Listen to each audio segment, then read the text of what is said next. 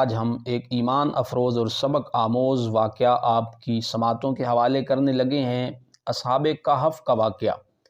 اصحاب کہف قرآن پاک کی سورہ کہف میں ان کا ذکر آیا ہے، اور یہ اصحاب کہف کون تھے اور یہ واقعہ قرآن پاک میں کیوں نازل کیا گیا، اور اس سے سبق حاصل کریں گے۔ قرآن پاک میں یہ 15ویں پارے میں سورہ کہف کے اندر اس واقعے کا نزول ہے، اور اس کی شان نزول اس سورہ پوری کا یہ ہے کہ کچھ کافروں نے، جن میں عقبہ بن ابی معیط اور النضر بن حارث، جنہوں نے یہودیوں سے جا کے سوال کیا، اور یہودیوں نے آگے سے کہا کہ تم اپنے نبی سے، جو اعلان نبوت جس نے کیا ہے، اس سے جا کے سوال کرو کہ وہ غار میں جو گئے تھے وہ کون تھے۔ دو اور سوال بھی تھے کہ روح کے متعلق بھی پوچھو، اور مشرق سے مغرب تک جس شخص نے سفر کیا اس کے متعلق بھی پوچھو۔ چونکہ ہمارا موضوع اصحاب کہف ہے تو ہم وہ ذکر کریں گے۔ تو اللہ کے محبوب علیہ السلام سے انہوں نے سوال کیا، تو کریم آقا علیہ السلام نے ان کے سوال کا جواب فرمایا کہ میں اگلے دن دوں گا، اور یہ 15 دنوں کے بعد حضور نے ان کے اس سوال کا جواب دیا، اور یہ سورۃ کہف آقا علیہ السلام کے سینہ اطہر پہ نازل ہوئی، جبریل امین لے کے آئے، اور اس سورہ کہف کے اندر ہی ان نوجوانوں کا ذکر ہے جو حضرت عیسیٰ علیہ السلام کے دین کے ماننے والے پیروکار تھے۔ عیسائی مذہب تھا ان کا، اور بادشاہ بڑا ظالم اور جابر تھا، دقیانوس اس کا نام تھا۔ دقیانوس کا زمانہ وہ ایک بت پرست مشرک بادشاہ تھا، بتوں کی عبادت کرتا بھی تھا اور لوگوں سے ظلماً جبراً عبادت کرواتا بھی تھا، اور جو بتوں کے سامنے نہیں جھکتا تھا وہ سزا دیتا اور ان کی گردنیں ان کے جسموں سے جدا کر دیتا، گردنیں اتروا دیتا تھا۔ تو وہ جس علاقے میں جاتا، یہ پہلا کام ہی یہی کروانا ہے کہ وہاں بت کھانا بنانا ہے، اور سب کو، جتنے بھی وہاں کے رہنے والے باسی ہیں، لوگ ہیں، ان سب کو ان بتوں کے سامنے جھکانا ہے۔ تو یہ جہاں یہ اصحاب کہف رہتے تھے، اس علاقے میں یہ آیا، اور یہاں آ کر بھی اس نے سب کو اکٹھا کیا، اور سب کے سامنے اس نے یہی اپنا حکم رکھا کہ سب بتوں کے سامنے جھک جاؤ، تو جو نہیں جھکے گا اس کو مار دیا جائے گا، اور جو جھک جائے گا وہ بچ جائے گا۔ بعض تفاسیر میں یہ آتا ہے، مفسرین کرام نے لکھا ہے کہ 80,000 کے قریب لوگ اس نے قتل کروائے، اسی وجہ سے کہ جو بتوں کو نہیں مانتے تھے۔ تو اصحاب کہف بڑے خوبصورت نوجوان تھے، ان کے ماتھے بڑے نورانی پیشانیاں تھیں، ماتھے چمکتے تھے نور سے، اور ان کے سینے بڑے چوڑے لمبے قد تھے۔ وہ بادشاہ نے جب ان کو دیکھا تو کہنے لگا کہ مجھے تم پہ ترس آ گیا ہے، رحم آ گیا ہے، لہٰذا تمہیں مہلت دیتا ہوں، کل تک کی مہلت ہے تمہارے پاس، کہ تم سوچ کے جواب دو کہ اب اپنی جان بچانی ہے یا کہ اللہ کو ماننا ہے۔ اللہ کو مانو گے تو جان نہیں بچے گی، اور جان بچانی ہے تو بتوں کے سامنے جھکنا پڑے گا۔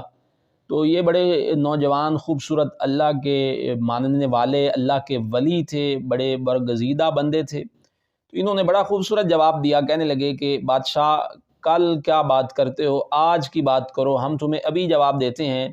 کل کی بات چھوڑو، آج ابھی تمہیں یہ کہہ رہے ہیں کہ ہم اسی رب کو مانیں گے جو زمین و آسمان کو بنانے والا ہے، اور جس نے تمہیں بھی بنایا ہے، ہمیں بھی بنایا ہے، وہی یہ حق رکھتا ہے کہ اس کے سامنے سر جھکایا جائے اور اس کی عبادت کی جائے، اس کے علاوہ کوئی عبادت کے لائق نہیں ہے، لہٰذا ہم گمراہ نہیں ہیں، ہم ہدایت پر رہنے والے ہیں اور ہدایت یافتہ ہیں، اور اسی رب کے سامنے سر جھکانے والے ہیں۔ بادشاہ کو غصہ بڑھایا، جلال بڑھایا، بادشاہ غصے سے لال پیلا ہو گیا۔ وہ بادشاہ کہنے لگا چونکہ میں نے زبان دے دی ہے تو لہٰذا میں زبان سے مکروں گا نہیں، یہ کل کی بات ہے، کل ہونے دو، اگر تم نے یہی بات دوبارہ کی تو میں تمہاری گردنیں اڑا دوں گا، کل تک کا تمہیں ٹائم ہے۔ تو یہ وہاں سے نکلے اور ایک درخت کے نیچے جمع ہو گئے، اور بعض مفسرین کرام نے لکھا ہے یہ ایک دوسرے کو اس واقعہ سے پہلے نہیں جانتے تھے۔ یہ جب وہاں جمع ہوئے، ایک دوسرے کی طرف دیکھا تو اب ہر کوئی ایک دوسرے سے ڈر رہا تھا کہ کہیں یہ جاسوس نہ ہو بادشاہ کا، بادشاہ نے پیچھے نہ بھیجا ہو، اور وہ دوسرا ڈر رہا ہے کہ کہیں یہ جاسوس نہ ہو کہ بادشاہ نے بھیجا ہے۔ قصہ المختصر یہ ہے کہ آپس میں جب انہوں نے بات چیت کی تو پھر انہیں پتہ چلا کہ ہم سب تو ایک ہی منزل کے مسافر ہیں، ہم سب تو اللہ کو ماننے والے ہیں۔ تو اس وقت انہوں نے کہا کہ اب کیا کیا جائے کہ بادشاہ سے جان چھوٹ جائے اور ہماری زندگیاں بھی بچ جائیں۔ انہوں نے کہا کہ ہم کسی غار میں جا کے چھپ جاتے ہیں، بادشاہ کتنے دن اس بستی میں رہے گا، آخر اس نے یہاں سے چلے جانا ہے تو پھر ہم غار سے باہر آ جائیں گے۔ تو یہ بات سب کو پسند آئی اور یہ غار کی طرف چل پڑے۔ جا رہے تھے تو ایک کا کتا، بعض مفسرین کرام نے لکھا ہے ایک ان میں سے دھوبی تھا اور اس نے کتا رکھا ہوا تھا، تو وہ کتا بھی پیچھے چل پڑا۔ تو انہوں نے اس کتے کے کو مارا، یعنی پتھر مارے کہ تم یہاں سے جاؤ، تم بھونکو گے اور ہم پکڑے جائیں گے۔ اللہ پاک نے اس کتے کا قرآن پاک میں ذکر فرمایا ہے وَقَلْبُهُمْ بَاسِطٌ ذِرَاعَيْهِ بِالْوَصِيدِ، کہ ان کا کتا جو اپنے بازو پھیلائے ہوئے ان کی دہلیز پہ بیٹھا تھا۔ تو قرآن پاک میں اس کتے کا ذکر آیا ہے اللہ کے ولیوں کی نسبت کی وجہ سے، اور مفسرین کرام نے لکھا ہے کہ یہ کتا جنت میں جائے گا انسانی شکل میں۔ بنی اسرائیل کا ایک بڑا نیک آدمی جو آخر میں مرتد ہو گیا، یعنی اللہ کے ساتھ شریک بنا کے مر گیا، اس کی شکل میں یہ کتا جنت میں جائے گا، اور وہ بندہ اس کتے کی شکل میں جہنم میں جائے گا۔ تو اللہ کے ولیوں کی نسبت کی وجہ سے اس کتے کو جنت کا انعام ملے گا۔ تو اس وقت انہوں نے پتھر مارے تو کتے نے اللہ کی بارگاہ میں کہا یا اللہ مجھے زبان دے، میں تیرے بندوں سے بات کرنا چاہتا ہوں۔ تو اللہ کریم نے اس کتے کو زبان دی، تو اس کتے نے اللہ کے ولیوں سے بات کی کہ میں کتا ضرور ہوں لیکن میں تمہیں بھونکوں گا نہیں، مجھے پتہ ہے کہ تمہاری جان کو خطرہ ہے، میں تمہاری حفاظت کرنا چاہتا ہوں، میں کچھ تم سے لینا چاہتا ہوں، تمہاری نسبت لینا چاہتا ہوں تاکہ اللہ مجھ سے بھی راضی ہو جائے۔ تو یوں یہ کتا بھی ان کے ساتھ چل پڑا۔ اب یہ جس غار میں آ کے چھپے ہیں، قرآن پاک میں اس غار کا منظر اس طرح بیان کیا گیا ہے کہ وہ غار اس کے دونوں طرف سے منہ کھلا ہوا تھا، اور سورج جب طلوع ہوتا اور غروب ہوتا تو اس کی شعاع روشنی اس غار میں پڑتی تھی۔ تو اللہ کریم نے فرمایا وَتَرَى الشَّمْسَ إِذَا طَلَعَت تَزَاوَرُ عَنْ كَهْفِهِمْ ذَاتَ الْيَمِينِ وَإِذَا غَرَبَت تَقْرِضُهُمْ ذَاتَ الشِّمَالِ، کہ اے مخاطب تو دیکھے گا کہ سورج جب ابھرتا تو وہ ہٹ کر گزرتا ان کی غار سے دائیں جانب ہو کر، وَإِذَا غَرَبَت، اور جب وہ ڈوبتا تو تَقْرِضُهُمْ ذَاتَ الشِّمَالِ، تو وہ بائیں طرف تھوڑا سا کتراتا ہوا ڈوبتا ان کی غار سے، تاکہ اللہ کے ولیوں کو شعاع کی وجہ سے، کوئی اس گرمی کی وجہ سے، حرارت کی وجہ سے گزند نہ پہنچے۔ تو اللہ نے سورج کے راستے بھی اپنے ولیوں کے لیے بدل دیے۔ سورج کو بھی حکم ہو گیا کہ جب تک ولی اس غار میں ہیں تو نے اس غار کے راستے سے تھوڑا سا ہٹ کے گزرنا ہے، ڈوبتے ہوئے بھی اور طلوع ہوتے ہوئے بھی۔ تو یہ غار کے اندر عصر کے وقت پہنچے اور مغرب تک عبادت کی انہوں نے، اور پھر اللہ کی بارگاہ میں گریہ وزاری کر رہے تھے تو اللہ نے ان پر نیند کو طاری فرما دیا۔ اور نیند جب ان پہ طاری آئی ام حسبت ان اصحاب الکہف والرقیم،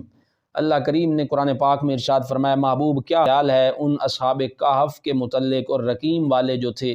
اصحاب کہف اس لیے کہا گیا ہے، کہف کہتے ہیں ایک پہاڑ کے اندر جو غار ہوتی ہے اسے کہف کہا جاتا ہے، اور رقیم کے متعلق اس غار کے ساتھ بعض مفسرین کرام نے لکھا ہے کہ جب یہ بعد میں فوت ہوئے ان کا مزار وہاں بنایا گیا تو وہاں ایک مسجد بنائی گئی، اسے رقیم کہتے ہیں۔ اور بعض نے یہ لکھا ہے کہ رقیم سے مراد تختی کے اوپر ان کے نام لکھے ہوئے تھے، اور وہ تختی ایک صندوق کے اندر رکھی گئی تھی کہ بعد میں آنے والوں کو پتہ چلے کہ دقیانوس ظالم بادشاہ سے جن جوانوں نے ٹکر لی تھی وہ غار میں جا کے چھپے تھے، ان کا وہ سارا بایو ڈیٹا اس پہ لکھا ہوا تھا، اس لیے اسے رقیم کہتے ہیں۔ رقیم چونکہ مرقوم سے ہے۔ اب ادھر یہ ہوا کہ یہ 309 سال تک اس غار کے اندر مفسرین کرام نے لکھا ہے یہ سوئے، اور جب ان کی آنکھ کھلی تو قال قائل منہم کم لبستم، تو یہ ایک دوسرے سے کہنے لگے کہ ہم یہاں کتنی مدت ٹھہرے ہیں۔ قالوا لبسنا یوما او بعض یوم، تو ایک کہنے لگا کہ ہم ایک دن یا کچھ حصہ یہاں ٹھہرے ہیں، یہ ایک دن سے زیادہ ٹھہرے ہیں۔ تو قالوا ربکم اعلم بما لبستم، تو پھر یہ کہنے لگے کہ اللہ کو پتہ ہے کہ ہم یہاں کتنا ٹھہرے ہیں، ہمیں نہیں پتہ، ہاں یہ لگتا ہے کہ پہلے سے کچھ زیادہ سوئے ہیں، روٹین سے ہٹ کے ہم سوئے ہیں کیونکہ تھکے ہوئے تھے۔ تو ان کا یہ خیال تھا، لیکن اللہ کریم کی قدرت دیکھیں کہ اللہ نے انہیں 309 سال تک اس غار کے اندر سلائے رکھا۔ اب بشری تقاضا تھا، انہیں بھوک لگی، ان میں سے جو خزانچی تھا یا بڑا تھا اس کا نام مفسرین کرام نے یملخا وہ بیان کیا ہے، اسے انہوں نے کہا کہ تو جا اور جا کے کھانا لے آ، اور چھپ چھپا کے جانا، کسی کو پتہ نہ چلے، تو پوری تیاری سے اور اپنی حفاظت سے جانا۔ وہاں سے یہ نکلا یملخا اور بازار میں آیا تو حیران ہو گیا کہ بازار بدلا ہوا ہے، نہ وہ دکانیں ہیں، نہ وہ بلڈنگز ہیں، نہ وہ لوگ ہیں، نہ وہ ان کا پہننا ہے اور نہ ان کا وہ انداز ہے۔ تو لیکن اس نے اس بات کو تھوڑا سا محسوس تو کیا، لیکن پھر یہ نان بائی کی دکان پہ آیا، ہوٹل پہ نان بائی سے کہا کہ مجھے کھانا دو، تو نان بائی نے کھانا دیا تو اس نے جیب سے وہ سکے نکال کے جب اس کے سامنے کیے تو نان بائی حیران اور پریشان ہو گیا اور کہنے لگا کہ یہ وہ سکے ہیں جو آج سے 3 صدیاں پہلے ایک دقیانوس نام کا بادشاہ آیا تھا، اس نے یہ سکے جاری کروائے تھے، تمہارے پاس کیسے آئے؟ 300 سال پہلے والے سکے کیسے آئے؟ حیرانگی والی بات تو تھی۔ تو پھر وہ اپنی طرف سے ہی کہنے لگا نان بھائی کہ تم نے کہیں کوئی خزانہ تو نہیں ڈھونڈ لیا، تمہیں کوئی خزانہ تو نہیں مل گیا پرانا؟ تو بات تکرار سے اس نے کہا یہ کیسے ہو سکتا ہے، کس کی بات کر رہے ہو؟ تو اس نے یہ بات یعنی یہ بحث میں پڑ گئی جب یہ بات، تو اس وقت وہ نان بھائی شور کرنے لگا اور لوگ اکٹھے ہو گئے اور بات بادشاہ تک پہنچ گئی۔ بادشاہ نے پکڑ لیا اس نوجوان کو۔ بادشاہ کے سامنے جب یملیخا گیا تو یملیخا نے ساری بات کی کہ بادشاہ ہم تو دقیانوس کے ظلم سے جبر سے وہ ہمیں مارنا چاہتا تھا، ہم ایک غار میں جا کے رکے ہیں اور رات ہم سو گئے، صبح ہماری آنکھ کھل گئی ہے تو یہ کہتا ہے 300 سال ہو گئے اس بات کو۔ اس وقت بادشاہ نے اللہ کا شکر ادا کیا۔ اس کی وجہ یہ تھی کہ بادشاہ کے دور میں، بادشاہ بڑا نیک تھا، بادشاہ کے دور میں لوگ عقیدہ آخرت بھول چکے تھے، بڑے لوگ اکثریت میں عقیدہ آخرت سے منتشر ہو رہے تھے، لوگ کہتے تھے کہ ہم مر جائیں گے تو اللہ ہمیں دوبارہ کیسے زندہ کرے گا۔ اور جب بادشاہ نے یہ منظر اور یہ ان کی بات سنی کہ 309 سال سونے والا کہہ رہا ہے کہ میں ایک رات سویا ہوں، تو بادشاہ کہنے لگا دیکھو ادھر، یہ 300 سال غار میں سویا ہے اور یہ کہتا ہے ہم ایک رات سوئے ہیں۔ اسی طرح اللہ تعالیٰ جو ان کو 300 سال کے بعد زندہ سلامت اٹھا سکتا ہے، وہ اللہ ہمیں بھی آخرت میں اسی طرح زندہ سلامت اٹھائے گا۔ اور اسی طرح ہی ہے، اس واقعہ کے اندر ہم سب کے لیے سبق ہے کہ ہم سب جب اس دنیا سے جائیں گے اور میدان معاشر میں اٹھیں گے تو سب یہ کہیں گے ابھی تو ہمیں ہمارے گھر والوں نے قبروں میں لٹایا تھا۔ اور آقا علیہ السلام کی بارگاہ میں کفار مکہ، قریش مکہ، مشرکین مکہ بھی یہ سوال کرتے تھے کہ ہم تو مر جائیں گے، مٹی ہو جائیں گے، ہماری ہڈیاں جو مٹی میں مل جائیں گی، تو اللہ ہمیں دوبارہ کیسے زندہ کرے گا؟ تو سورہ یاسین میں بھی اس کا جواب ہے، اور اس سورہ کہف کے اندر بھی یہ واقعے کے اندر بھی یہ سبق ہے کہ جس طرح اللہ نے اصحاب کہف ان غار والوں کو اتنے سالوں بعد، صدیوں بعد زندہ کر لیا ہے اور ان کے جسم نہیں گلے سڑے، تو اللہ تمہیں بھی زندہ کرنے پہ قادر ہے۔ سورہ یاسین میں اللہ کریم نے فرمایا قُلْ يُحْيِيهَا الَّذِي أَنشَأَهَا أَوَّلَ مَرَّةٍ کہ اے محبوب آپ ان سے فرما دیں کہ وہ اللہ تمہیں ایسے ہی زندہ کرے گا جس طرح اس نے پہلے تمہیں زندہ کیا تھا، کہ اللہ کے سامنے تو کسی کا زور نہیں ہے۔ تو اب یہ یملیخا ان کو غار کی طرف لے کے گیا کہ میرے باقی ساتھی میرا انتظار کر رہے ہیں، ادھر وہ پریشان بیٹھے تھے کہ کب آئے اور ہم کھانا کھائیں، اور یہ پریشانی بھی تھی کہ کہیں پکڑا نہ گیا ہو۔ تو انہوں نے جب دیکھا کہ جم غفیر آ رہا ہے، بڑے لوگ آ رہے ہیں، لوگ بڑے خوش ہو کے اور بڑے شوق سے آ رہے تھے کہ ہم ان کی زیارت کریں، اور یہ ڈر گئے، لیکن وہ قریب آئے تو سارا معاملہ بیان کیا گیا، اور اس کے بعد پھر طبی موت انہیں آئی۔ اور اللہ کریم کے قرآن نے بیان فرمایا ہے کہ جب یہ وہاں فوت ہو گئے تو لوگوں نے وہاں لنتخذنہ، لوگوں نے وہاں پہ مسجد بنائی، اور وہاں مسجد اس بادشاہ نے بنائی۔ اور یہ اس طرح ایک سبق آموز واقعہ اصحاب کہف کا قرآن پاک میں بیان کیا گیا ہے، تاکہ ہم سب کا عقیدہ آخرت مضبوط ہو اور ہمیں پتہ ہو کہ ہمارا رب ہمیں جب مارے گا تو پھر دوبارہ ہمیں زندہ کرنے پہ بھی قادر ہے۔ اللہ تعالیٰ اس واقعے سے ہم سب کو سبق حاصل کرنے کی توفیق عطا فرمائے۔